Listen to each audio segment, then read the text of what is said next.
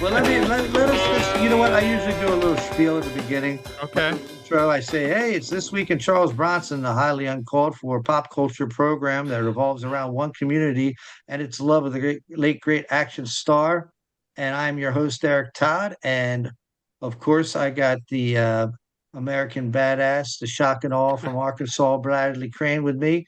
And tonight we have award-winning author, poet, and screenwriter Sherman Alexie with us. And Sherman, let's just jump right into it. Why did you want to do this program? Are you a Charles Bronson fan?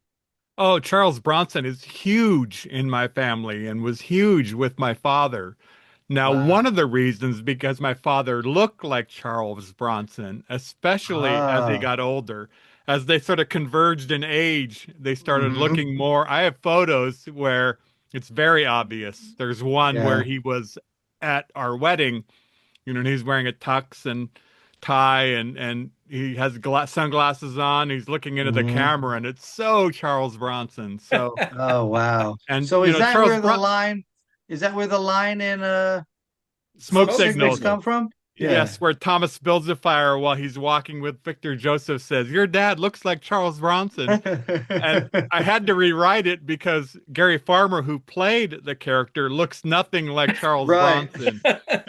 So I had to have Gary Farmer's son, Victor, say he doesn't look anything like Charles That's Bronson. right. That's right. So it was an homage to my father, but I had to make it an accurate homage. Oh yeah. But he was huge. This 70s action stars, my dad was obsessed with them. And, Hmm. and so it wasn't just Charles Bronson, but Charles Bronson was just ambiguously ethnic enough to have played Indians. Right. Well, And I'm glad that you said that because I, when a white person plays a Native American, are we supposed to say Indian or Native American or indigenous if as well? you're white, saying Native American's probably safest Okay, for you, but I okay. I Indians, noticed you say Indian. I noticed you say Indian. So it's okay. because I'm from the res and I'm from the Native community, and Hmm. the Indians who get upset about being called Indians have spent too much time with white people. Okay. Well, you always hear that it was wrong that white people played Native Americans and they were painted brown. And it came up on our we did Chato's Land, where Danny, who does the producing here or the engineering or whatever you want to call it, he hits record. Um, he said something oh, they got the whitest guy to play Chato, and I was like, I never really looked at Charles Bronson. I never saw him as the kind of white guy like I was, or the people in my neighborhood were. I always saw him as as, and I know he's not Indian, but I didn't see him as someone painted brown to be an Indian. Do you know what I'm saying?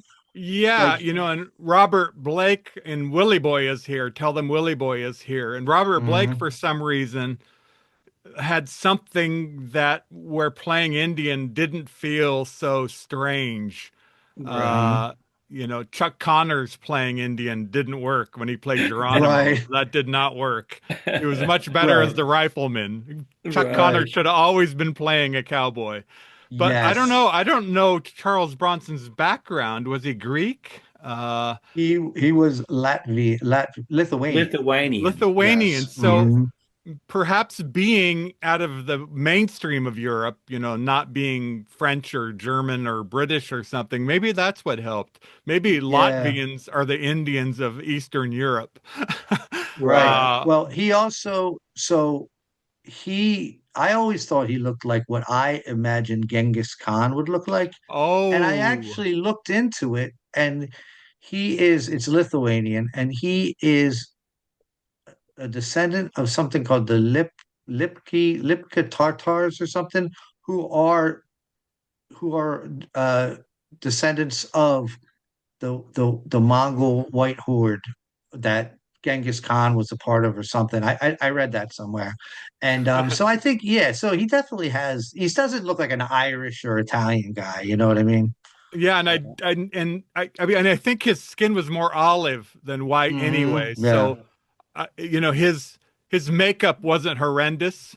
Hmm. He wasn't playing red face in a way. Right. Yes, exactly. Yeah. And he was also masculine, Yes. Yeah. extremely masculine for the character. So, in the absence of not casting Native Americans, I'm glad Charles Bronson played Native Americans. Well, he was great, early in his career in movies like there was a movie he made called Drumbeat. I'm not sure if you're aware of I that. Hmm. have never seen that. Alan Ladd was the star of it, Uh, and Delmer Davis directed, and it's kind of become a more of a well-known movie over the last number of years. But when he was younger, it's one thing like that movie. He did a movie called Apache with Burt Oh Lancaster. yeah, But then it yeah, was kind of interesting as he got older. He's already a worldwide phenomenon when he does Shadow's Land. yeah. The early 70s Indian movie that Eric was just referring to. And so it's a little different seeing him at that as that young, kind of just getting started, and then as a big movie star, worldwide movie star. He'd already been named in the Golden Globes as the most popular male actor in the world when he did Shadow's Land. So it's just a little Ah, interesting. It's just a little different, when you look at him, who he was at the beginning of his career versus being one of the biggest stars in the world. yeah. Well, no, one of the things that happened, Hollywood actors love Indians. Hmm. Hollywood actors being primarily of the left, overwhelmingly of the political left, and very interested in Native American rights, have Hmm. been long, since the 50s. You can find Native Right. American actors who were very invested in Native American politics. And there have been phases in Hollywood when Hollywood gets interested in Indians. And one of those phases was beginning in the early 70s. And it's usually around some national political event, cultural event. So then it was Wounded Knee, and the Hmm. American Indian movement and Red Power. So Hollywood saw that cultural thing happening, so they started making movies. So there was White Buffalo was sort of at the end of it. But Right. there was Little Big Man, there was Soldier Blue, Hmm.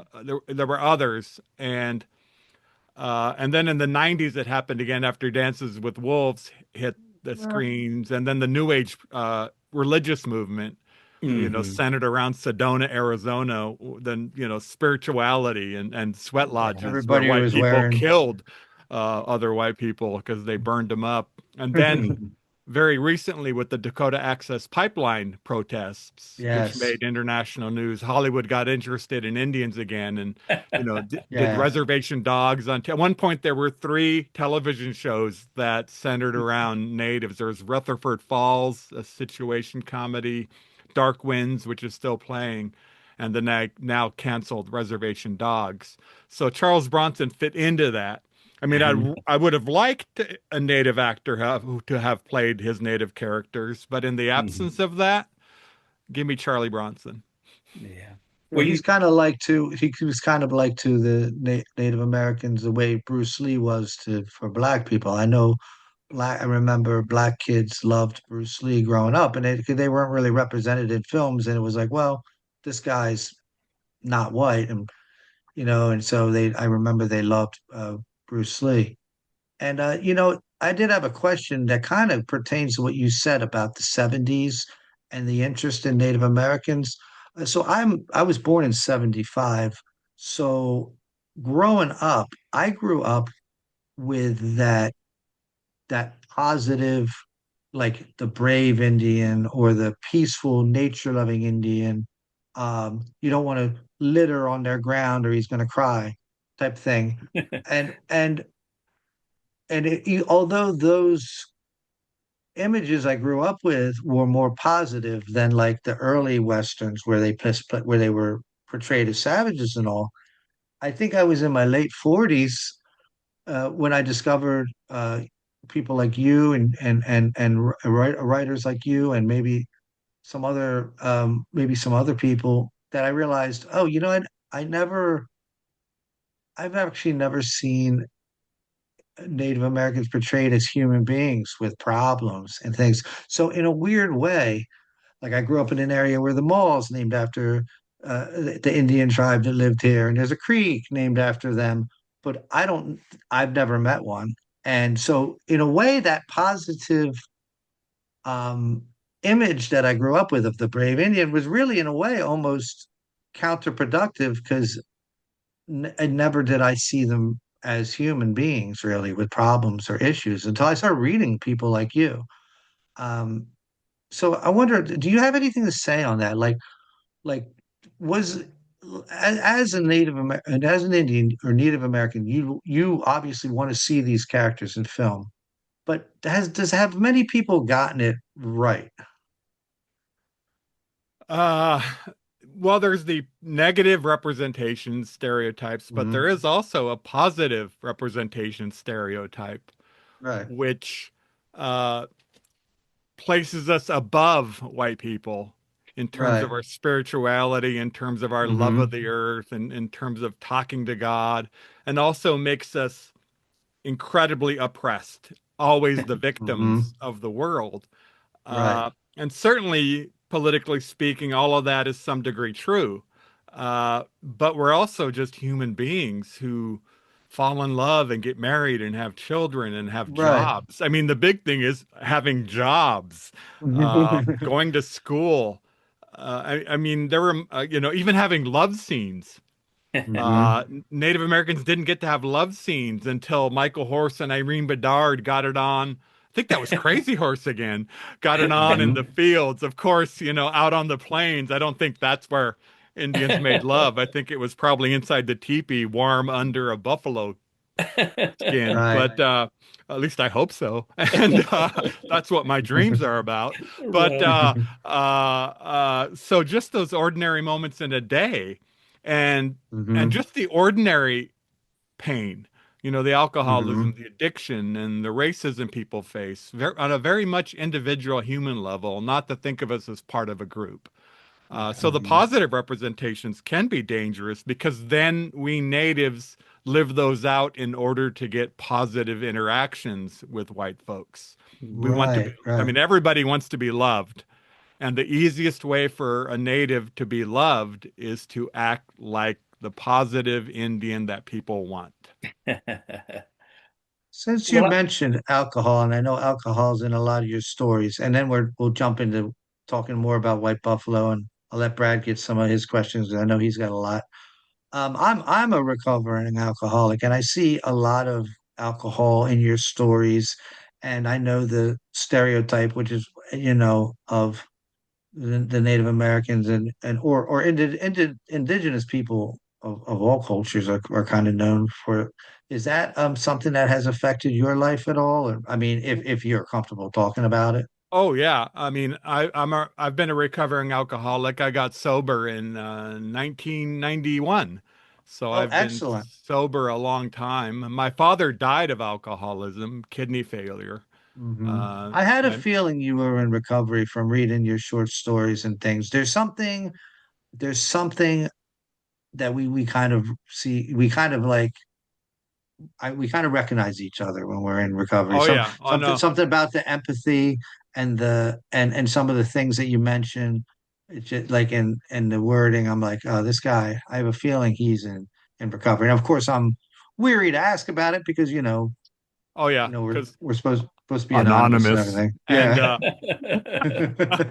and uh I'm not always anonymous about it, but of course I don't write or talk about what happens inside the communities, Right. inside the Exactly. meetings. Not at all. Never, ever. Nothing in my fiction or nonfiction has ever represented anything said or done, any action inside the world of Hmm. 12 stepping. Nothing. Right. So Hmm. I honor the anonymity even down to a fictional level. Right. And Uh, honor the tradition, of course, too, like yes. because we are in well, we are you are in show business in a sense. So, Yeah. and I guess I am too. Yeah, my dad died of alcoholism. My big sister died in an alcohol-related house fire, trailer fire. Mm. She and her Wow. husband were too drunk to wake up, and somebody left a hot plate on, and a curtain caught it, and the house trailer burned. And my sister and her husband didn't even wake up. I right, Wow. mean, they died of smoke inhalation by the time firefighters got in to get them. right. I've had an aunt and an uncle die of cirrhosis. My brother is a recovering alcoholic. Another brother is a recovering drug addict. Another sister is a recovering alcoholic. Hmm. So it's everywhere in my family. And Yeah. when people My say that, family too. Yeah. people say that's a stereotype, I say, no, it's my reality. Yeah. And Yeah. it's also common. One of the things I do when I give public speeches, and if somebody asks about stereotypes, and my crowds are fairly diverse, uh, I'll just say, okay, everybody in this room who loves an alcoholic, whether you're married to them or related to them or your friend, raise your hand. And at least half the audience will raise their hand, Hmm. regardless of where they're from. And I'll say, you see there, alcoholism and addiction is a human problem, and we all just have different cultural versions of it. Yeah. Wow. And that usually does the trick. Uh, Hmm. but Indians sometimes get mad at me. A few times in my life, Indians have been yelling at me about my depiction of alcoholism, and Hmm. twice it happened when that person was drunk. Right. So I had a Right. drunk Indian yelling about me about writing about drunk Indians, Right. which was Wow. hilarious. And Well, and I it was in Toronto, and I just teased the hell out of him for it, and finally he started laughing. yeah. Uh, so it's there's a lot of shame involved, as you know, with addiction, Yeah. and it's hard.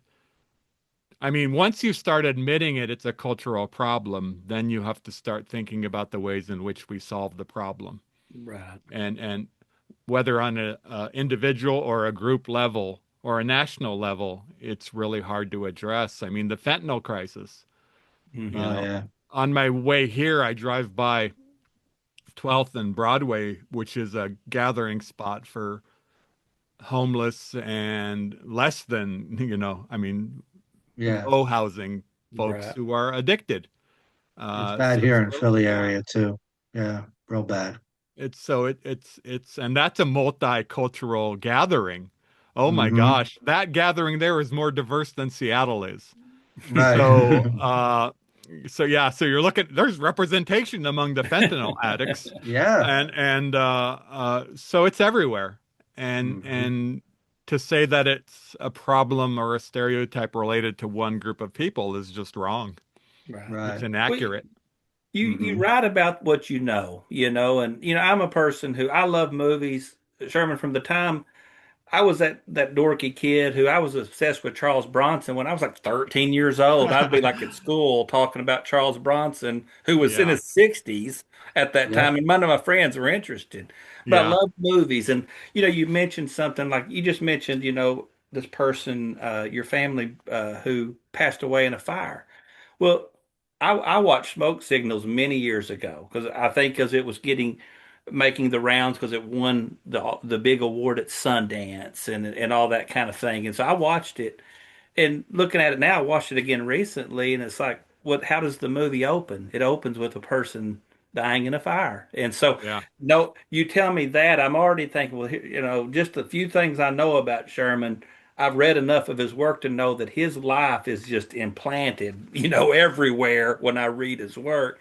And then you tell that story, and I'm like, well, I just watched a movie, and that was a key element that started the entire movie and then also had such lasting impacts on the characters in the movie, you know, as yeah, well. And so, and that's, but I'm a movie, like I said, I'm a movie person. That's what I like. And like I said, I haven't read, it's sad. It's not something I can say I'm proud of or whatever, but I'm more likely, like I said, I've seen Smoke Signals, but I haven't, read the short stories that it was based on about Lone Ranger and Tonto. I hadn't done that, but so it's such a different experience where you became a screenwriter and you actually adapted your stories for this movie.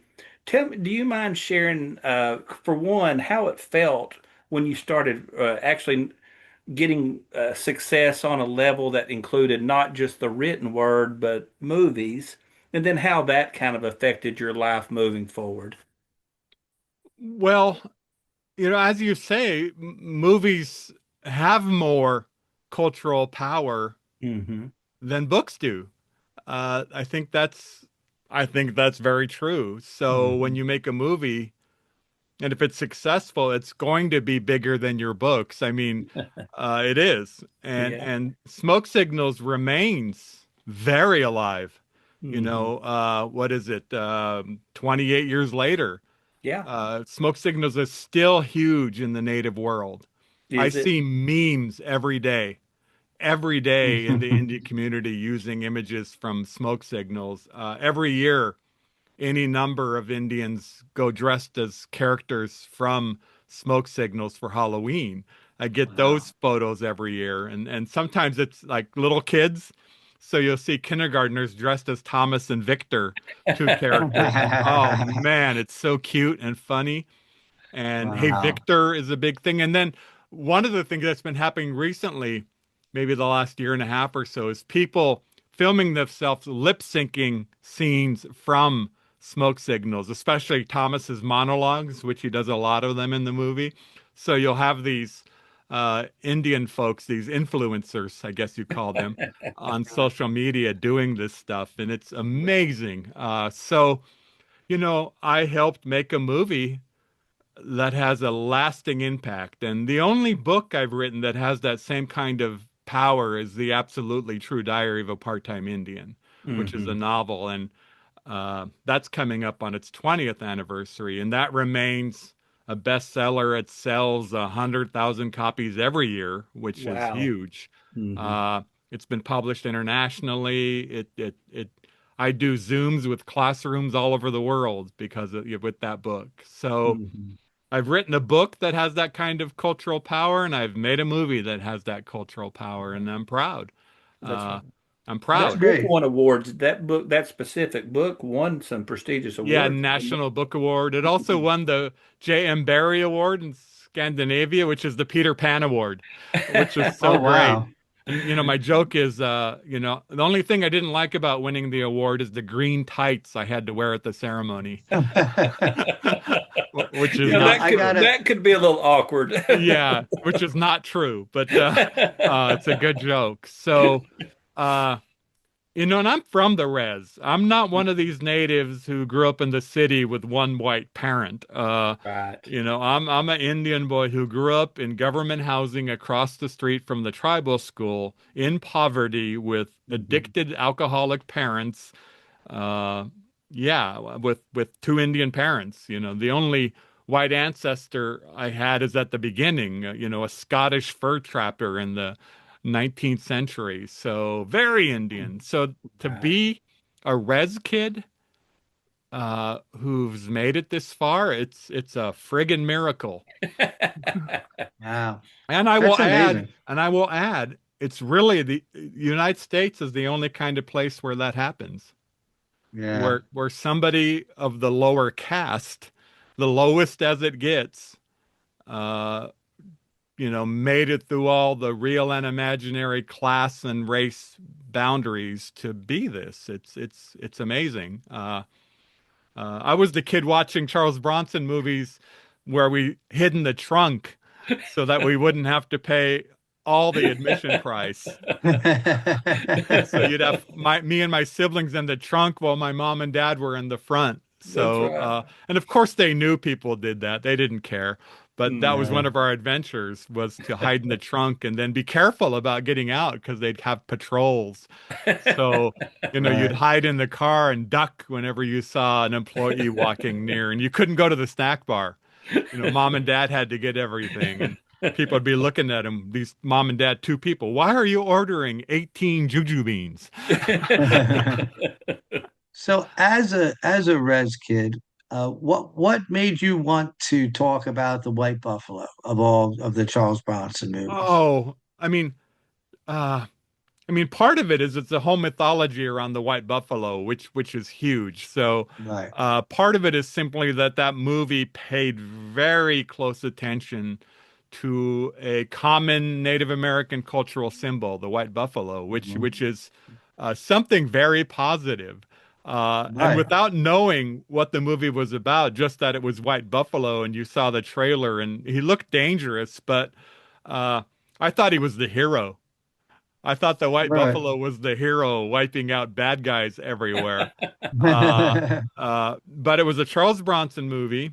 it had Will Sampson in it, who was an Yes. actual Native American playing Native Americans. So Hmm. it was Hmm. it was Charles Bronson, Will Sampson, and then a white buffalo that I thought was a hero, and a Wow. Western. So all those combinations led us to go watch it. And I was pretty shocked to realize quickly. I mean, we didn't have the internet. You don't know what a movie's about. You only have the bare outlines of it. And I was pretty shocked to see, oh my God, this is Jaws. This is Prophecy. This is Grizzly. This is Uh, Day of the Animals. That whole genre, that came in the aftermath of Jaws, where these wild animals going crazy against humans. And hmm. but the dichotomy, the contradiction was the white buffalo became the villain when in Native American culture it's a positive omen about good times coming. So Yeah. and even some interpretations are about the end of the white man. All That right. the white man disappears or goes back to where they belong. And so watching the movie, even at my young age, I mean, what was I, 11 or 10? I Hmm. understood the political ramifications of this and the Hmm. contradictions, and that made it interesting, uh, Hmm. of subverting the expectations, and that's very much what Yeah. the movie did, and subverting the expectations about Crazy Horse. Hmm. Uh, I mean, number one, he was small. Yeah. I knew enough about him historically to know he was a small guy. So to have Will Sampson, the giant, playing him was very interesting. And All then to right. have Charles Bronson playing Wild Bill Hickok, the real gunfighter who had also been cinematically exaggerated. And in the Hmm. movie is not heroic really, is really a broken down, busted gunfighter, a Yeah. tortured nightmare having nomadic. So, Hmm. you know, I don't think it's necessarily a good movie overall, but it has Right. such interesting elements. And I didn't have the critical eye then that I do now. And Right. rewatching it recently, I thought, oh, this is terrible, but it's also awesome. But it's also awesome.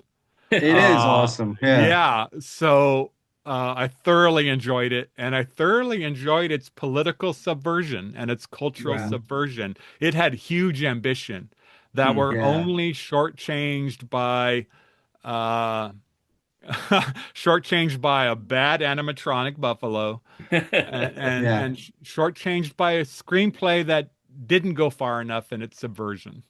Hmm. Yeah. Well, Dino De Laurentiis, um, I think after the success of Jaws, the story is that he demanded more buffalo in the film. And I seen that movie when I was very young, and I'm used to things that look cheap like that because I'm a real big B movie fan outside of Charles Bronson. So I thought it was really cool. But I'm glad you brought up the spiritual significance of the white buffalo because I did research on it when I found out, going back to alcoholism, I found out that there is a 12-step program. I believe it's a 12-step program called, or group called Bison, which is a Native American kind of version of AA, I guess. And about 6 months ago, when I thought you were going to be on the first time, oh, here comes the white buffalo. The white. My son has to pop in every time, and he brought Snuggles, the white. He brought the Oh real my white God. buffalo. The real white Please, buffalo is please here. tell me his name is Charles. His name is Snuggles, actually. But Snuggles. Well, that yes, works. but anyway, I'm sure Charlie snuggled a but you got lot to with come in soon. Hope Lange. Yeah. But anyway, what was I saying? Oh, about 6 months ago, I discovered I'd started researching the significance of the white buffalo as symbolism because there was a news article about one being spotted, and the news article talked about how what it represented in Native American culture. And so I spent a week on our Facebook page just dedicating it to articles and things about that. And like five people cared, but I don't care because that's what I like to do with this program and with our social media presence is to connect Charles Bronson and to connect these sometimes awful violent movies with some really human and interesting things, you know. So I'm glad that you brought that up because I think I just yeah, I'd also thought like I wonder what a Native American thought about this. Like in a way, so they kill the white buffalo, which is horrible if he's the symbol of this of hope.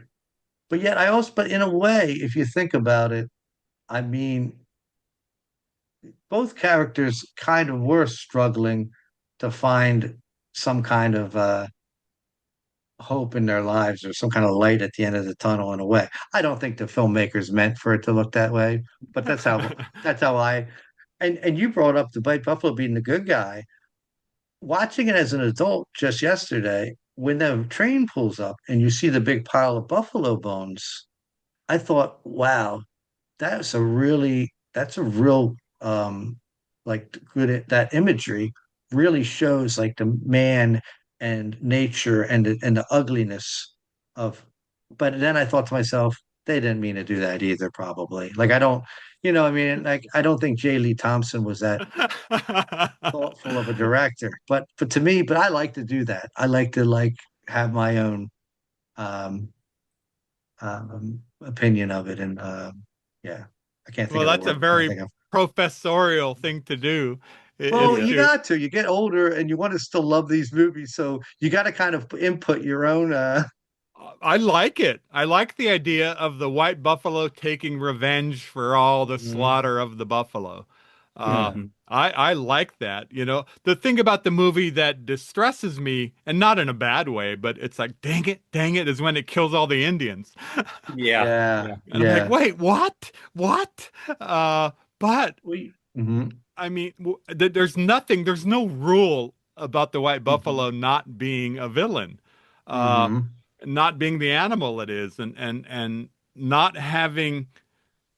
What am I trying to say here? We cannot get into the intellect of a white buffalo. So Right. Right. we really don't know why the white buffalo is doing this. Why Yeah. is the white buffalo appearing in Charles Bronson's mind in Wild Bill Hickok? Mhm. Why is the white buffalo haunting his dreams? Right. Uh, and it's interesting too that the white man is having the visions in this Hmm. movie, and the Hmm. Yeah. Indian guy has straight up bloody revenge on That's his right. mind.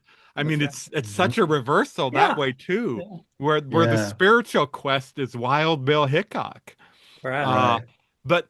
but why is the white buffalo doing this? It's not talked about. And what popped into my head is the toolbox killer. Uh, Hmm.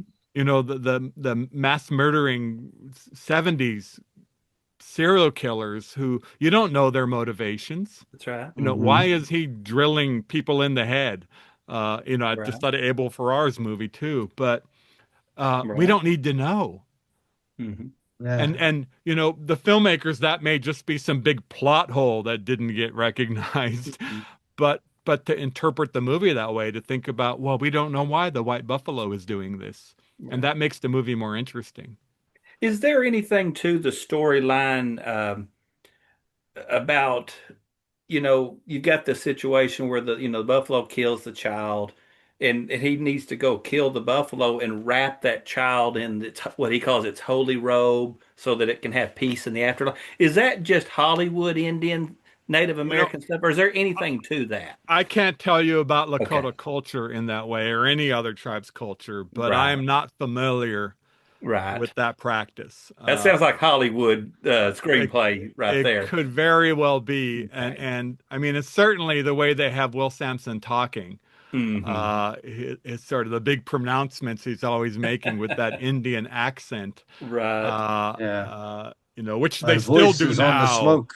which they My still voice do is on the now in yeah. movies, even That's right. today. That's right. You'll still see public figure Indians get up to make their speeches. And I'd make fun of this on stage, where backstage they're laughing and talking like an Indian, like, ooh. But you can see them as they're walking to stage slowly change themselves. That's right. Mhm. Backstage 30 seconds ago they were telling a dick joke, and then they get to the podium and they're like, "Hello, my name is," and then they'll launch into a long introduction in their language, none of That's which right. includes a dick joke. And so Will Sampson speaking in that way actually influences real culture. Mm-hmm. So Will Sampson being that person and other characters being that Indian with that deep, wise voice, slow speaking, look at the eagle flying in the air, that Mhm. actually ended up influencing the way real Indians talk Right. Wow. when they're in public. So the power of movies, right? I want to be Hmm. the Yeah. Indian in a movie. And I Wow. think that's part of why Smoke Signals, our movie, did so well, is because the characters talked like Indians do, Right. Right. joking and laughing and mocking and self-mocking.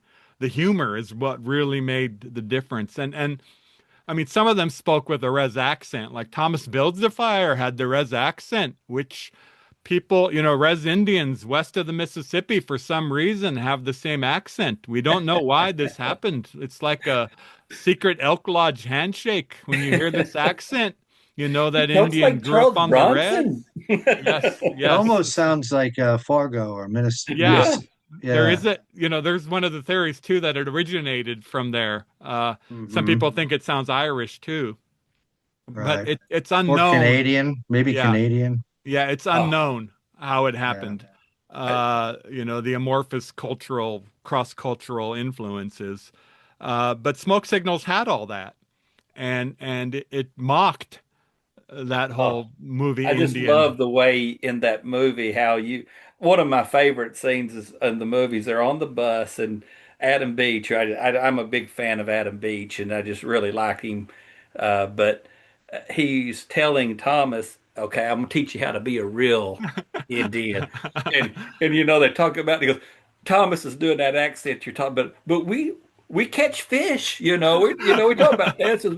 He goes, this ain't Dances with Salmon, Thomas. And that whole scene is so funny because exactly what you're saying. You are saying, okay, this is what the world kind of wants us to be is the dances with wolves. But a lot of us are Mhm. dancing with salmon. You know what I'm saying? Yes. That's what we're doing. And you just really I just love those scenes. And that's one of the reasons why that movie, I agree with you. For a guy from Toadsuck, Arkansas who watched that movie, doesn't know anything about the real reservation life or what that situation's all about. Those are just normal people. You know what I'm saying? Yeah. That's just like me and my friends that if me and my buddy went to Little Rock, we're going to be doing stuff like that and making those kinds of jokes and comments. So, Yeah. So Yeah, that's yeah, kind of the point. Yeah. I'm sorry, go I ahead. said everybody is just a particular version of the same person. I mean, they have their details, and the details are what make us different, but we're all coming from a similar source of Mhm. being right, human, of being American. right. And did you say you're from Toad Suck, Arkansas? Toadsuck, Arkansas. Yes. Toad Suck? Toad, like Toad, suck. Yeah, Oh just look my us up. God. Google us, Sherman. Just Oh, Google us. see, Sherman, I would say that had to be an Indian who gave you that name. Toad Suck. it, it might be. Sherman, I got to tell you something. Before you came on, we spent 20 minutes just talking and bull crapping because this is the only time well, I mean, it's not the only time we talk, but it's when we really get to talk to each other. This guy used to put French salad dressing on taco salad. Isn't that Rich disgusting? Catalina. We Yeah. can't talk to this guy anymore. So Oh, I have to distance myself from him after this episode.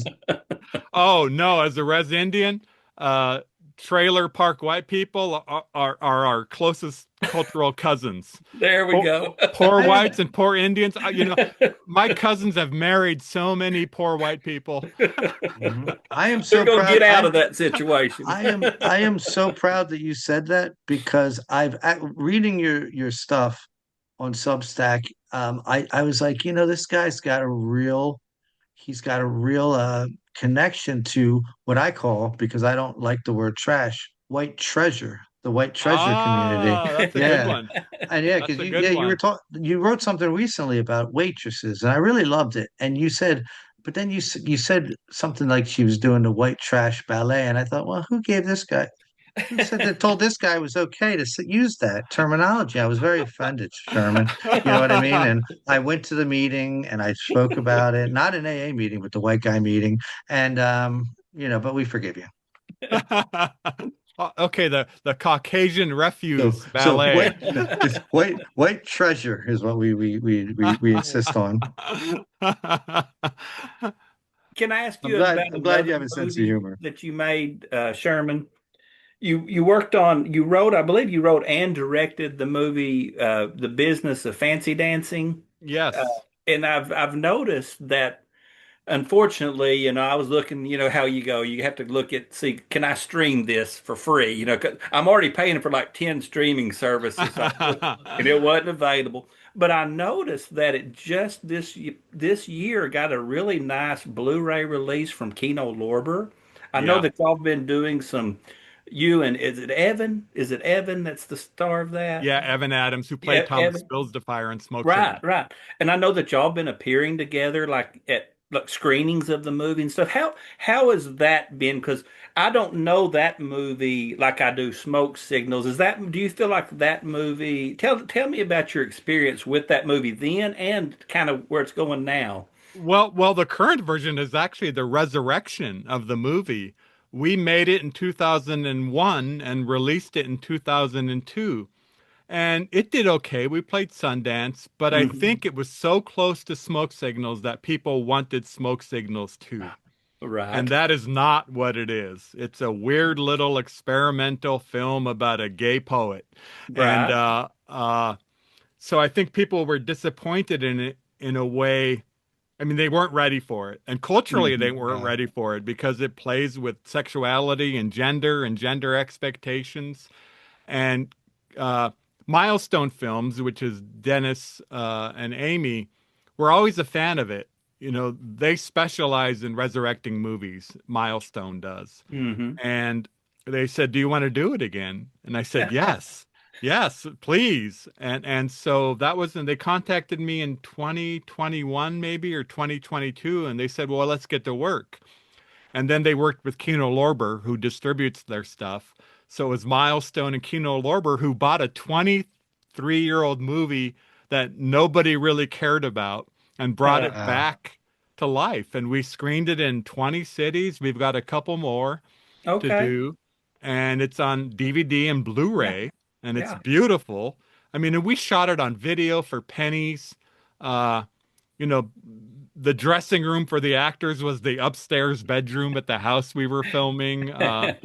My cousins on the res and my siblings are all cameos. One of Right. the funniest scenes in the movie is my big brother and my cousin getting Oh, into something. really? Yeah. Okay. So, Is it out now on it's Kino it Lover? Is it out right now? yeah, on DVD and Hmm. if you want to pay for it, it's also streaming everywhere on Hmm. Apple, Yeah. on Prime.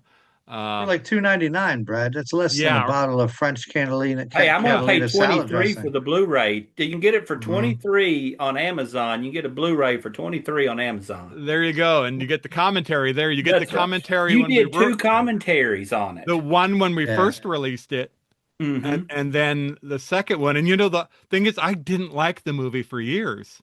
Uh, Part of it Hmm. was I'm bipolar, so I was very much in a manic state.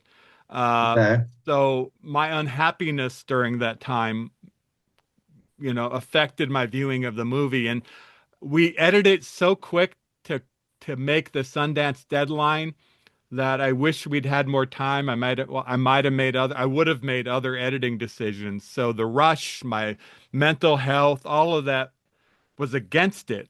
But when I saw it again after, I didn't watch it for 20 years. Right. Uh, the Wow. next time I watched it was doing the commentary. So I rewatched it live on tape. Uh, and, Wow. and, and, as it was going along, I kept thinking, this is a good movie. This is a good movie. This is a good movie. Now, I mean, it's flawed, of course, uh, but there are just some outstanding scenes, Right. I'm proud of it, and it's gotten great reviews on its resurrection. It has gotten a lot of audience members in some cities and none in others. So we're playing in Spokane this Friday, Friday Okay. the 15th, and we haven't played there I'm before. gonna And pick it up. I'm gonna there's pick going it to up be because I there'll be hundreds of people. That'll be the biggest screening Mhm. by Right. far. Because Yeah. that's is that where you live, or you live in Yeah, I live Seattle? in Seattle, but I'm from Okay, Spokane and the that's right. Spokane reservation. So, Okay, that's I right. mean, there'll be at least 300 Indians there. Well, I Uh, read a lot of really good reviews on it today. yeah, Like, there are a lot of people that are willing to say this movie was one of the best movies I've ever seen, or, yeah. just regular people reviewing it on IMDb or whatever. Well, it's way ahead of its time politically, Hmm. Right. way ahead of its time, and I think that's part of why it didn't completely work for audiences back Yeah, then. But now, it completely speaks to this era, which is that's funny. right. Yeah. We were psychic about what was going That's to right. happen. That's right. That's It's kind of what funny. led to that question, was because when of course, I watched Smoke Signals and loved it, and so I was looking at your IMDb profile, and I saw that, and I said, okay, this is not Smoke Signals, not even close to Smoke No, Signals, and but that's why I was kind of asking you how it was being received now, because it seems like a movie that would fit in really well, kind of in our current entertainment environment, yeah, really current, like just overall social, political. And this is coming from a person that's only read the kind of the outline and some reviews. It's not, I haven't seen it, so I can't give it that particular kind of review. But it just seems like it really fits where we are in this world and country right now. yeah, and Hmm. yeah. So I get to be, I'm very happy. I get to be proud of it in a way I wasn't. Good. So it's Yeah. not just the resurrection of the movie, but the resurrection of my pride for something I and the other people who worked on the film have. Yeah. And screenings in Seattle, we've had people who worked on the film come, and I reconnected with Holly, who was the editor and cinematographer, Hmm. and she's white and she lives here. And we hadn't seen each other in 20 some years, so we've reconnected and you get that kind of close friendship quickly on a film set. Right. Uh, but now we're reconnected again. So, that's a beautiful thing that she's back in my life. And Awesome. so, yeah, it's a positive in all sorts of ways. And Well, I'm hoping, that when I try to get something else made, that they'll look at the success of this film and see how good it is and think, yeah, that guy can direct a movie. this I'm book that definitely you were going to talking. buy it. I'm definitely going to buy it because I've So, become quite a big fan of yours since discovering you. Like not that long ago, honestly. Like I'm pretty uh, new to Sherman I'm Alexie happy. fandom. I'm happy when anybody discovers me at any point. Uh-huh. Well, this Substack thing,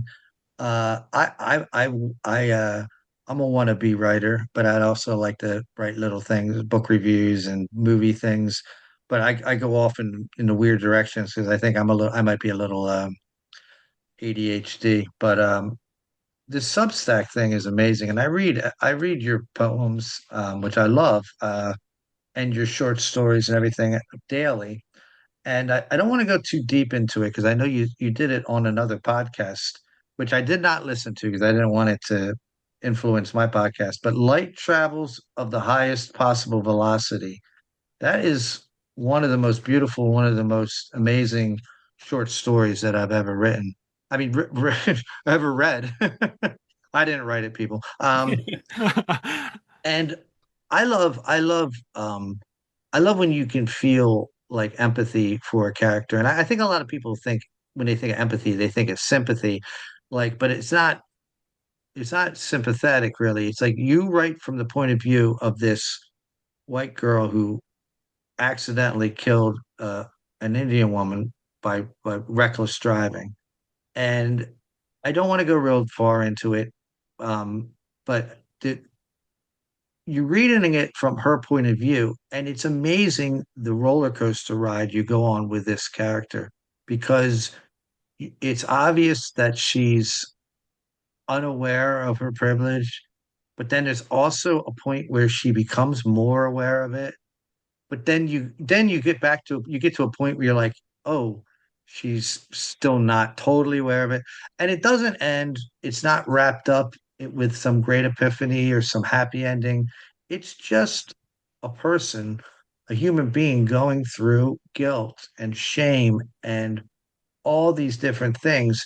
Also, while she's kind of learning about herself and about other people, but she never really arrives at this place a full awakening quiz, but people don't do that really. I don't believe. I think we all are just works in progress. And I don't know. I just thought I really wanted to mention that short story to you and to our listeners that do like to read, which I believe there's four or five of them.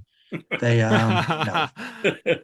it's a really good, and it was one of our listeners that first spoke to you, Chris Manson. He couldn't be here tonight. Also, he was nervous too. He didn't think he would be a good, he was nervous. He's more of a, but he does help out with the show sometimes by getting us guests. And he was the one who reached out to you. And I was like, Ah. really? He wants to be on the program? Like, wow. Like, I just thought that was neat. But I Oh just no, wanted to, the hook. We're gonna talk about Charles Bronson. I mean, hmm no, yeah, and yeah. I mean, that got me immediately. I'm sure we responded to him in 34 seconds after we looked at the email. yeah, this show it never surprise it. This show continues to shock me. We've had quite a diverse guests and a lot of writers and a lot of really neat people are like, oh wow, even ones that aren't big Charles Bronson fans are like, well, that's a neat angle for a show. Like, yeah. So Well, I I'm hope glad. when I post this that some of my fans become fans of yours. I mean, that's always the hope when when I do a podcast is that it leads Mhm. some of my fans to become fans of yours. So I hope that Oh, and happens. vice versa, I hope. Yeah. And I know when I put this in our on our page, there was a lot of people were like, "Oh wow, smoke signals." I know that.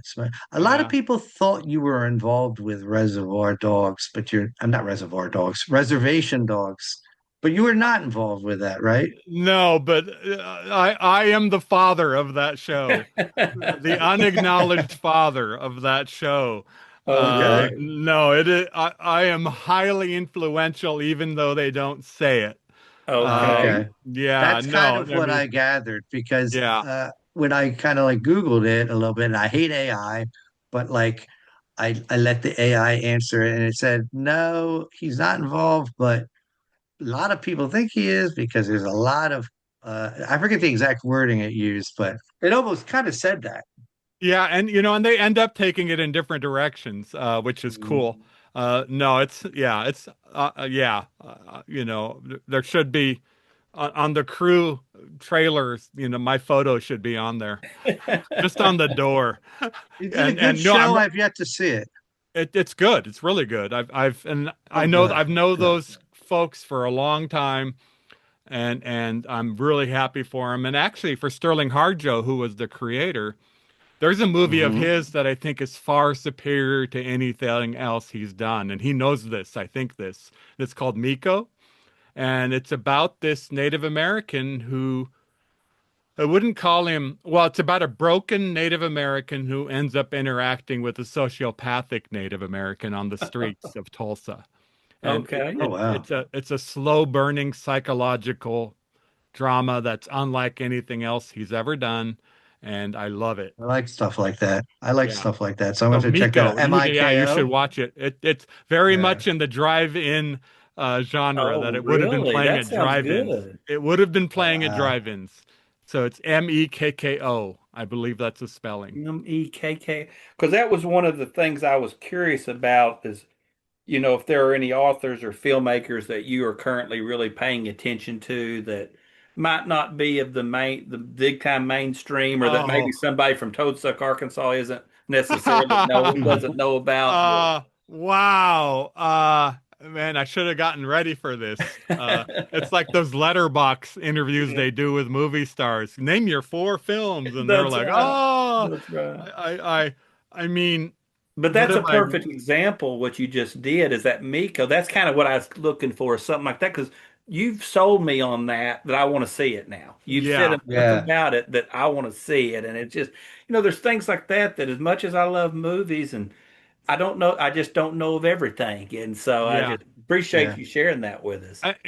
One of the things I think streaming has done is it's sort of eliminated the grunge Hmm. film. Hmm. The Yeah. dirty corner of the world film. Right. Uh, and I'm not necessarily a traditionalist in terms of technology, but you know, scummy films on video don't look Yeah. nearly as good as scummy films on film. That's Uh, right. Right. I mean, That's film right. captures the dirt. You see the grease in the bar. Hmm. Mm-hmm. On Hmm. video, you don't. And I mean, just imagine Mr. Majestic behind you on video. It would look terrible. That's right. Death Wish Right. on video. I've seen it on video. It looks terrible. Now I'm glad 4K is recapturing uh, what film looks like, Right. the best version Right. on video that you can. But oh man, I want to see, I want the grunge. If the Hmm. movie is dark, I want the crud. You can see it, you can Yeah. feel it. Taxi Driver, you know, Right. Mm-hmm. Death Wish. I want them to look and to feel physically like what they're representing. So I'm Hmm. having a hard time right now. Now, Miko was made on the kind of budget where it looks dirty. And I Right. mean that in the best Yeah. possible way. It's the kind of movie where you No, I watch it, love that. you can almost smell it. That's right. Like you Oh, mentioned wow. Abel Ferrara earlier, Yeah. briefly, and he, the kind of a similar deal. He makes those movies that are so grungy that it's like you said, you can almost smell it. Yeah. Yeah. Bad Lieutenant, which, Hmm. and he made the second one, right? Or did he make the first one? He But made the first one. okay, with Abel. Harvey Keitel. Yes, Uh, yes, he I made. love that movie. Yeah. So that's Have the you kind of thing seen I'm into. Have you seen Miss 45? Yeah, I Yeah, mean, that's a kind of a vigilante, really low budget vigilante classic, yeah, so. yeah. I mean, I'm sitting right in front of some of my DVDs. What did I buy lately? Oh, I'm a big fan of zombie movies, so Okay. I have Oh, yeah. 28, which I watched in the theater 28 years later, but Yeah. I haven't watched yet the latest one, Hmm. The Bone Bone Temple. Temple. Yeah. Yeah, which when I saw when I saw 28 years later the way it ended, I realized what 28 days, 28 weeks, Yeah. 28 years later was doing. Uh, 28 years 28 days later is uh Mad Max, the first one. That kind of Right. grunge. 28 weeks later is the Road Warrior. Right. Uh 28 years later, the first one was kind of still Road Warrior, a little bit Mhm. Fury Road, Fury but Road. I then saw that this year. as soon as I saw the end, the coda of that 28 years later, the first one, I knew what 28 years Bone Temple was going to be. It's Thunderdome. It's Thunderdome. I can tell by those characters. So Romero That's awesome. movies, horror Do you movies. I like any mean, of the Italian ones or the oh like yeah, Dario Fulci or Argento. Oh my Argento? Yeah, God, me Yeah. too. I Lucio. I love that. mean, I love that crap. oh God, what's the one in the movie theater where everything goes to hell? I'm blanking on it. Uh, uh, Oh, oh, is it a Spanish or Italian one called Rec? I don't know that REC? one. I Oh, haven't seen Rec, that one. REC. I'm gonna Oh write my that down. God. It's a I have to found write footage that one one in down some too. ways. Oh, geez. I Uh, really am. I really am writing this down. Yeah, me too. uh, what have I? Uh, I'm trying to find something fairly new. Uh, gosh, my new stuff is not here. This is all stuff I've recently bought.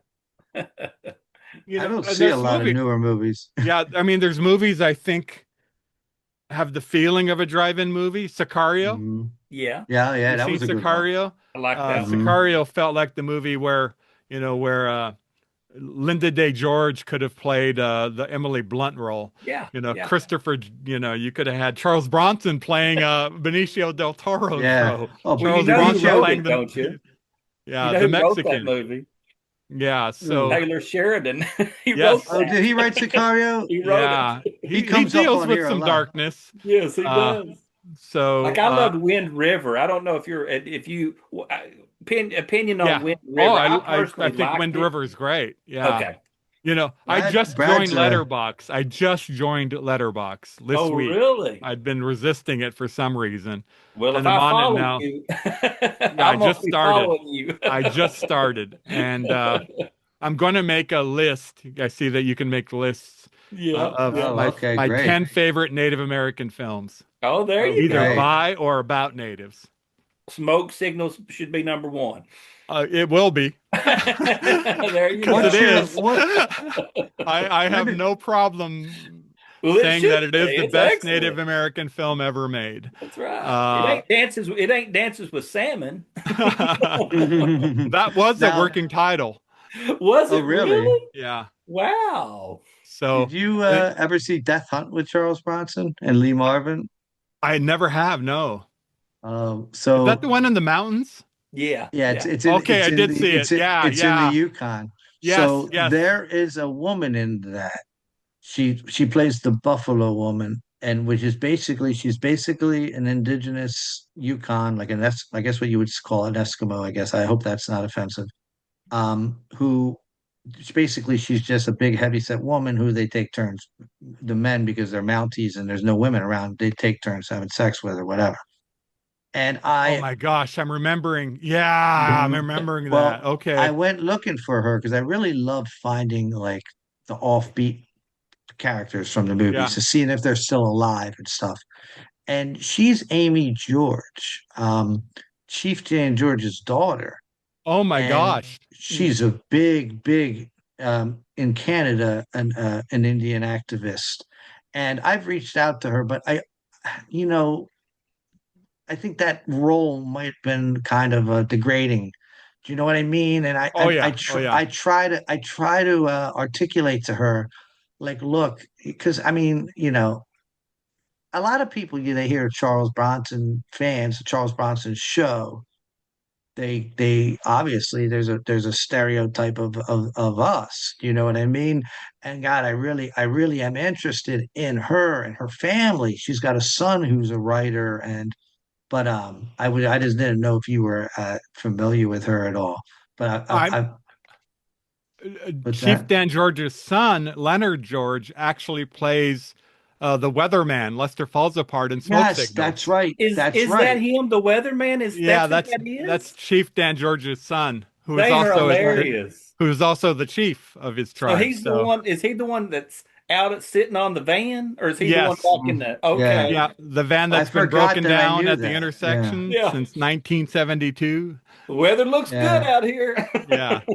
I forgot that I did know that, and I made that connection on our page because at one time. But yeah, it's she's a really neat lady, and she's I mean I'm just inspired by like some of the people that were in movies with Bronson that are still alive. Like we find some really neat stories, and not many of them are still alive. Yeah. You know, you Have have you to been able to find. have any as a guest? Oh, we've Hmm. had Juan Fernandez who worked with Abel Ferrer. Uh-huh. He was a bad guy Duke in Kinshite.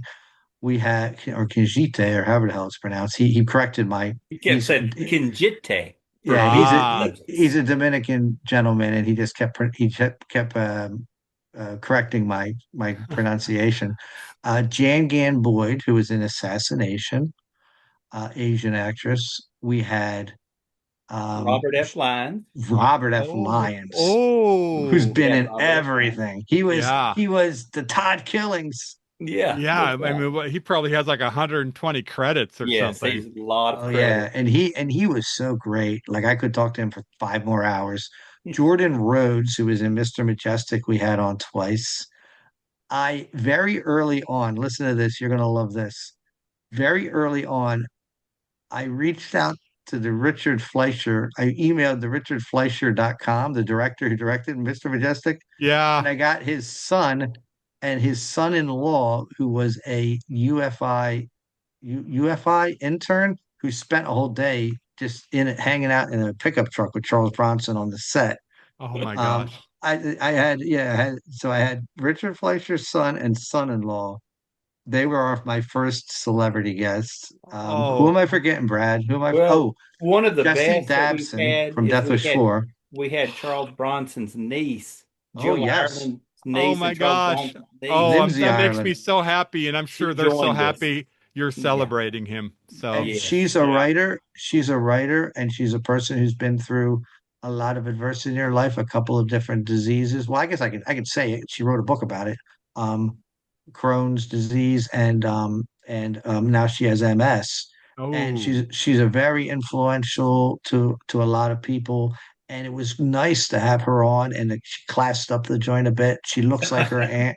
She looks like her aunt, and she's so sweet to us. And she tells us that her cousins, who are Charlie's stepsons, Paul and Val, listen to us, and that like blew our Oh my minds. gosh. Yeah. I oh, had a but little bit of a, I should just, yeah. I watch Hard Times as well a lot. Oh yeah. Yes, That that's was our my dad's favorite Charlie Bronson was my Hard dad too. Times. My dad too. That's why it's a favorite of mine. That and Death Hunt, because my dad, they were the manly. They weren't the crazy. My dad didn't like that I was watching like Death Wish 3 and stuff like that. Yeah. But he loved Hard Times. Yeah, anything where a guy's hops off a train and boxing, like, and New Orleans, like those are it's in my top five. It's and it's Brad's top one, right, Brad? That's my favorite. I've got a good dad story with that because I had one of those dads, and I mean he's still alive and he's still doing well. But if it's daylight, my dad is working. He's Uh-huh. Hmm. working. If it's the middle of the summer, he'd still be cutting wood or whatever. I mean, and Hmm. so all of my growing up years, my dad was a high school basketball coach. So he spent a lot of time coaching, but then the summers he'd have off. So the summers I was with him all summer cutting wood, building projects, whatever. Well, one year at the end of the year, Dad took me to Walmart, and he said, "Brad, I know you love movies. You can get whatever movie you want." And Oh. the movie I bought when he did that was Hard Times. They had it for Oh sale. man. I had never seen it before, but it was Charles Oh, Bronson, with those big muscles on the picture. We went home and Dad sat down and watched the movie with me, which he seldom was. My dad seldom sits and watches movies. right. Yeah. He just that's just not his thing. But he watched Same that with my dad movie too. and laughed, and it's just a wonderful memory I have of just so my dad, but that he took that time, he bought the movie for me, and then sat and watched it with me. That was Hmm. hard time. It's my favorite movie of all time. I like it more than The Godfather. I like it Oh more my than Oh just, gosh. you know what I'm yeah, saying? That's where it is. It's at the top of my list of movies, and a big part of that is an emotional connection as Oh well. yeah. it's a Yeah. great movie. It's a great movie, and I don't think even though it gets a lot of credit, it doesn't get enough credit for. I mean, Yeah. Yeah. No, it's a I mean, beautiful. what is the bald guy? He was Oh, always Robert the perfect. Tessier. He was Yeah, always the perfect. I mean, longest yard. Oh my Yeah. God. yeah. Oh my Wasn't he God. one of those guys that was a real? I could be wrong, but isn't he one of them guys that was actually like some kind of like Jailbird. tough guy? Yeah, like in and out of jail or Yeah, Yeah, something. I think he Yeah. was. Hmm. And he yeah, he played an was. Indian a few times. Yeah, he was. He was in Breakheart Pass with Bronson, and they Yeah. filmed those back to back. And I believe they had to hurry up and get his work in with Breakheart Pass because he had to go to jail, something like that. He had to get his scenes done because he had a jail sentence to serve, something along Oh, those so lines. see, and Breakheart. yeah, and I mean, when we talk about this era, when we talk about Bronson and his peers, number one, it was an era when homely guys could be movie stars Yeah. and the It'll never ordinary happen looking again. dudes. It'll That's right. never happen again. It's like punk rock or the grunge movement, like it was a perfect storm. It was like dudes that survived World War II and the Great Depression. And a lot of these Hollywood tough guys were guys that got out of World War II, and like Yeah. they were offering like any kind of class to like World War II Uh, vets walking down the street, and they were like, "Hey, how about I try acting?" You know what I mean? Stuff like yeah. that. Oh my gosh.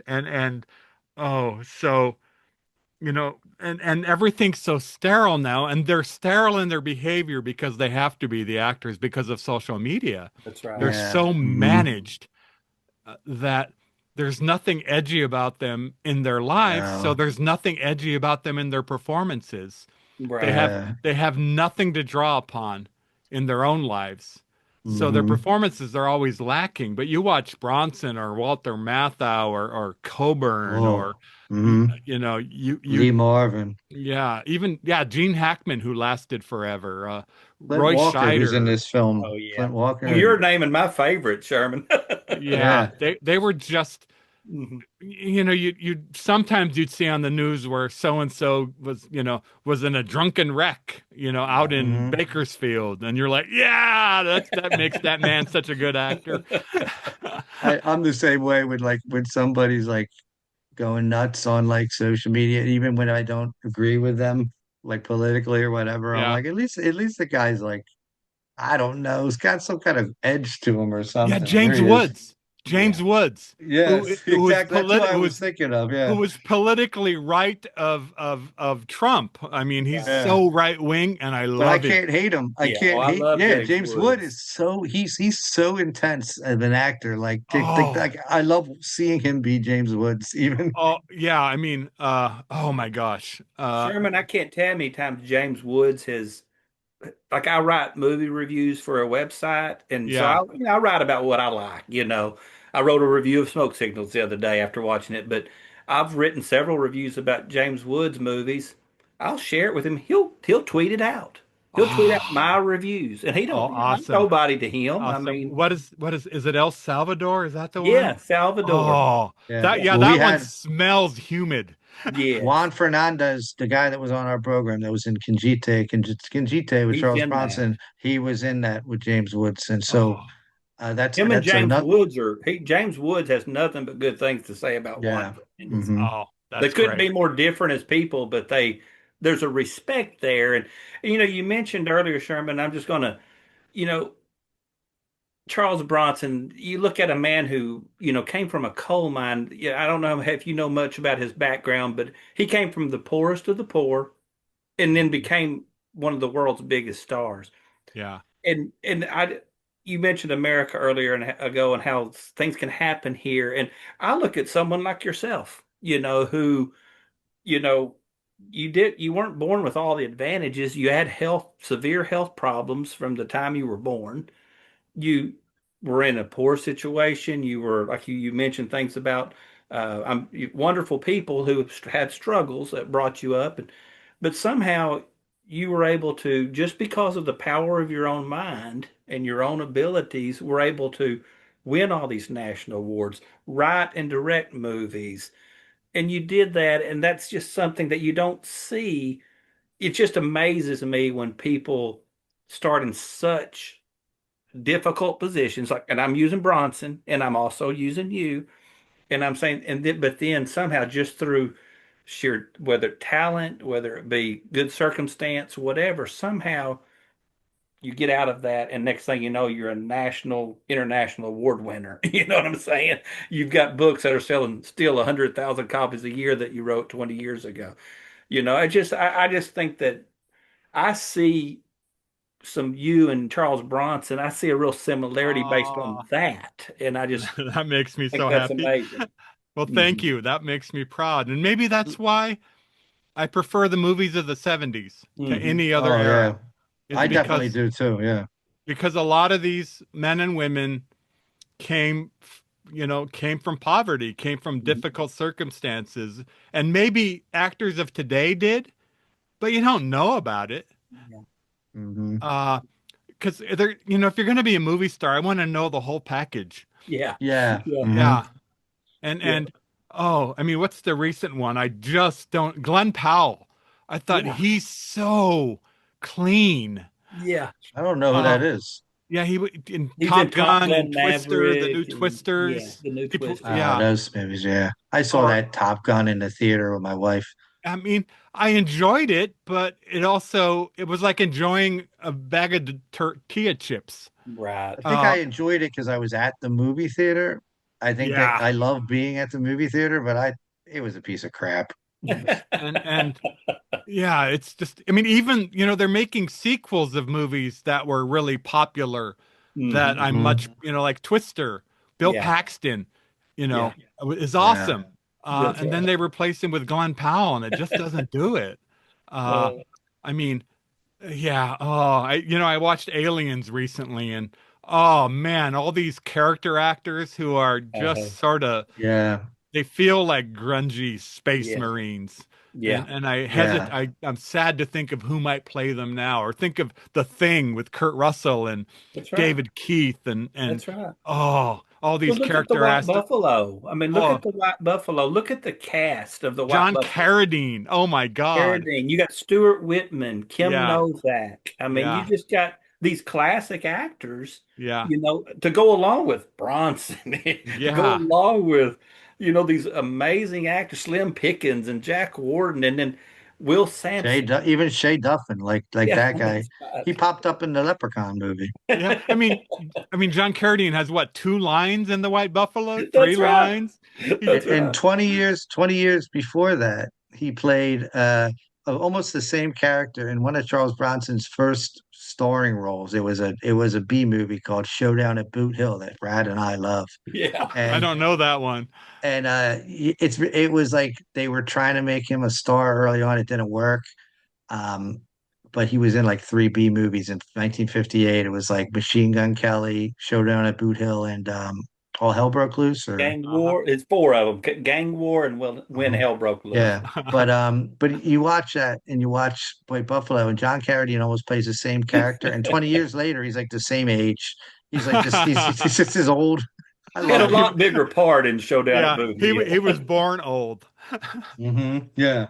Can I ask you about one more movie that you were involved in? Just curiosity of how much you were involved in this movie. Movie called Winter in the Blood based on a James Welch novel. You're listed on IMDb as a producer. Did you have a strong involvement in that, or was it I was an advisor when they were writing the screenplay. okay? I was on set a little bit, but no, I was, uh, part of it was they wanted the Indian approval because these Oh, are I two white see. guys, friends of mine, Alex and Andrew Smith, who Yeah, made it. So I think part of it was they wanted me involved, not just because I could help them with the character development, and also knowing James Welch, who wrote it very well, right. as they did. Uh, Hmm. I think it was just part of my Indian aura. And I did help them. I offered advice and suggestions and critiques Okay. about the screenplay, and then about the rough cut, the rough draft. I even had a cameo that got cut out. But Oh, really? yeah, I was so honest and real. I told them, cut me out. And they knew they had to, but they were hesitant to approach me. Right. But I beat them to the punch. I said, my scene doesn't even fit. Hmm. Uh, and I wasn't very good. Just because you can write doesn't mean you can act. Is that what you're saying? Exactly. I can act on stage. I can be myself very well on stage, Yes. but Don't I you do can't. some stand up? Don't you do some Yeah, stand up yeah. comedy? Well, my Did you know that, literary Eric? readings are I part did stand not up. know that. I did Yeah. not know that, but I do stand-up comedy here, not as much as I used to. But I kind of thought that when you said that the guy was backstage telling dick jokes, I feel like that's only something a stand-up comedian would say. And I love hearing that and I'm glad that you have a sense of humor too, because I wasn't 100% sure because I never like listened to any podcasts or anything that you were on, but I've become quite a big fan of yours. And I got to get going pretty soon to get my child to bed. But I know me and Brad are both really interested in knowing like what you're working on now, and if you are you work are you any ambition to do any more film or television or anything like Yeah, that? well, I'm working on a few things. I'm just finishing up the sequel to The Absolutely True Diary of a Part-Time Indian, my teen novel. Mhm. It's his sophomore year of high school. The first one was Mhm. about his freshman year, and he actually leaves a farm town high school to go to a Catholic private school. Oh my God. So it's a novel about Catholicism in some ways, an Indian meeting Oh Catholicism, wow. and then a new book of poems coming out next year. Right. Uh, and the title is Welcome to the Late Show. Uh, Ah, yeah, and I then love your poems, by the way. Like I love them. I don't think people would think that of Charles Bronson podcaster as a poetry guy, but I mean I like your style of poems, and I like there's quite a few. I mean they're not roses or reds, violets or blue type poetry. It's like no, yeah, no, not at all. mhm, Yeah, and I also write accessible poetry. It's very readable on the first read by anybody. yeah, There's architecture, poetic architecture underneath that if you're very familiar with poetry, you can see the architecture, but right. And I'm you don't not need to like yeah, you don't need that to understand my poems. Do you And teach then any writing courses I online have or anything? sometimes, but I'm not any good at it. Yeah. So Well, I'm not I'm any not good a at writing, but teacher. I'm trying to write. I write, Yeah. a little bit. I'm nowhere near as good as you. And and actually Smoke Signals 2 is on the burner. Oh Oh my man. gosh. I'm With on the this same guys, I hope, because I love it. I love those guys. Evan yeah, Adams. I was wondering if you're still in touch with those guys. the same They really guys. had good chemistry together. Yeah, I have the same people who lived in the movie. The people Hmm. who died won't be in it. Well, yeah. So, Hmm. of course, logically. Hmm. But yeah, I'm on the 18th draft, and what I'm doing now is the first draft I wrote was maximum budget for what I thought I'd need, and now with each draft, I'm making it lower and lower and lower budget. So in fact, I got it. I won't tell you what, but I got it down now to where probably 70% of the movie is in one location. Wow. Mm. That's great. Yeah. Well, How did you get Tom Skerritt to join you on that movie? Tom uh, Skerritt lives in Seattle, and he was good friends with one of the oh, producers. Okay, yeah, Yeah. yeah. I just love Tom seeing, Skerritt's you know, great. of course I love the other actors. I thought that, the actors were great in the movie, but then it's awful interesting. Then all of a sudden, out of nowhere, Tom Skerritt Tom pops in. Skerritt, and he's Yeah, great in the scene. yeah, that's Uh, right. but it's funny about actors too. He did a lot of pauses, but that's to maximize screen time. Yeah, because he's So it not was in it very long. no, so it was very fun because it fit the character. I mean, he Yes. played the character slow speaking, and at the beginning he's a little condescending and suspicious, but as the scene goes on, you realize he's a good guy. Yeah, But yeah. uh, yeah, I love Tom, and he and I became friendly too. So Okay, good. yeah, yeah, I love Tom. Tom is He was in Poltergeist 3, and yeah. Will Sampson was in Poltergeist 2. Yep. So Tom is a special actor and a special man. Right. Yeah, he's great. Did you get to know David Morris at all whenever he worked on this movie that you were a producer on? No, I Oh, met him only once. okay. In He's per great. close. I mean, I saw him filming one day, but Hmm. I've only met him once, and he scared the hell out of me. Really? I mean, I Is he mean, intense? yeah. I mean, I'm a big guy, so and Hmm. he felt bigger, and he's not. Oh my Mhm. gosh. He's maybe a couple inches taller, but I mean, I walk through the world as a big guy, Hmm. and and he just scared me, He He just did got a film with something. Charles Bronson towards the end of Charles Bronson's career called The Indian Runner, I believe, actually. Sean Penn's oh directorial yeah, debut. that's right. Yeah. So Mhm. yeah, but David Morse scared me, uh, and it's because I'm goofy.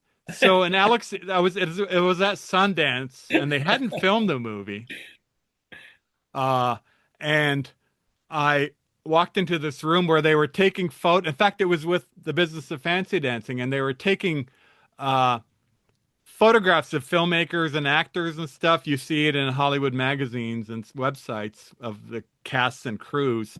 And our movie was next, and the Smith brothers, who are my good friends, were with David, and I was being goofy because I'm goofy. And I was being goofy with Alex and Andrew, and they introduced me to David, and David apparently didn't like Goofy.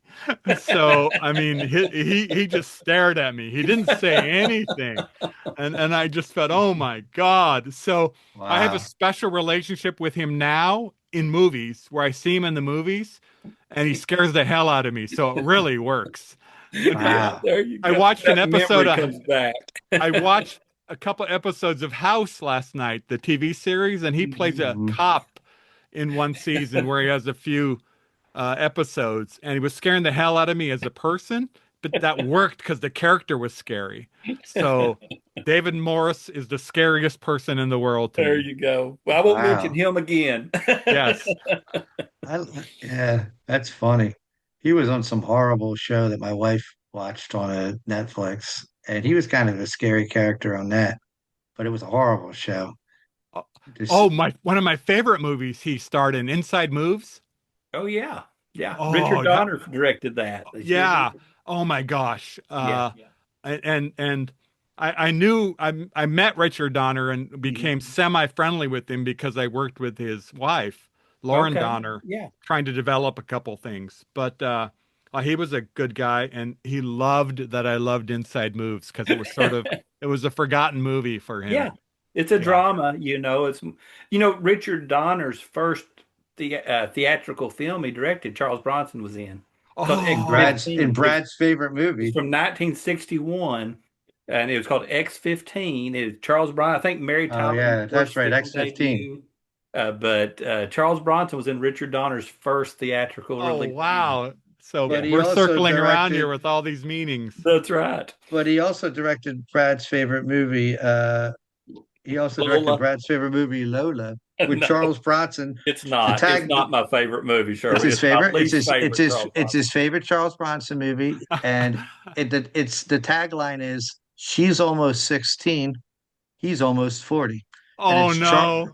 yes, and it's Charles Bronson, Susan um, George. Susan George, and Uh, it is.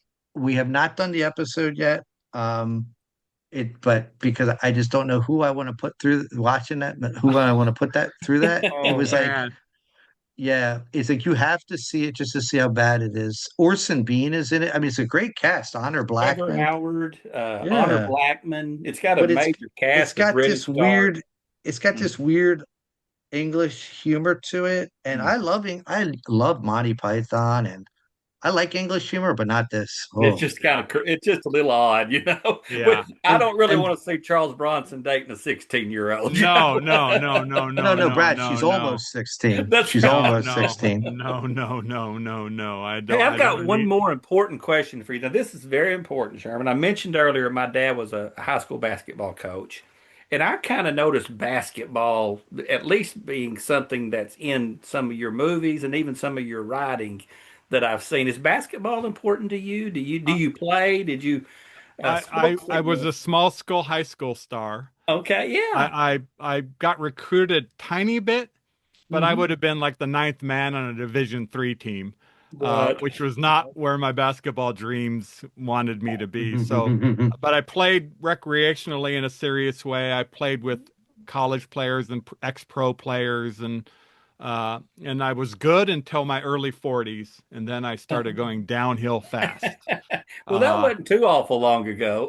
yeah. Well, Well, listen, no, at I'm 50, 58, Well, it 59. was a few years ago. Yeah, I retired at about age 50. Okay.